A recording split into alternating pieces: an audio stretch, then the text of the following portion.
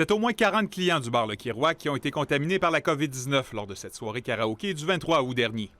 Des clients qui ont contaminé à leur tour 10 autres personnes, dont 3 élèves qui fréquentent des écoles de Québec.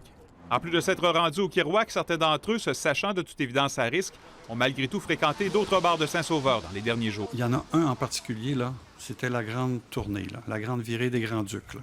OK, il y en a un, là, vraiment, qui est allé partout. Parmi ceux-ci, le bar La Gamelle, ici dans Vanier. Les propriétaires demandaient pourtant aux clients du Kirouac de ne pas se présenter sur place. Ils sont furieux. Ça me met en maudit.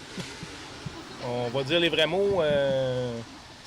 Ça nous frustre, ça nous enrage, mais il y en a qui sont inconscients de la situation. Fait que malheureusement, il faut vivre avec ça. Au courant de cette situation, la santé publique a pris les grands moyens envers les récalcitrants.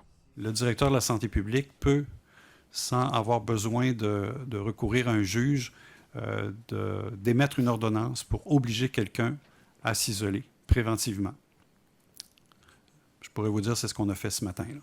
De plus, la santé publique se penche actuellement sur l'activité même de karaoké, qui serait propice à la propagation du virus. Moi, personnellement, là, que ce soit légal ou pas, ce que je veux vous dire, premièrement, avant qu'on se positionne là-dessus, essayez d'éviter ce genre d'événements. En plus de cette éclosion, la santé publique surveille de près les écoles de Québec, dont une 6e s'est ajoutée à la liste des établissements touchés par la COVID depuis le début de la rentrée.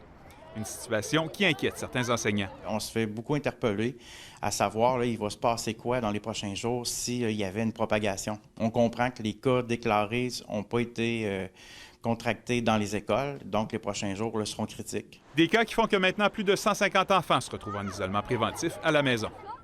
José Lagagnère, TVA Nouvelles, Québec.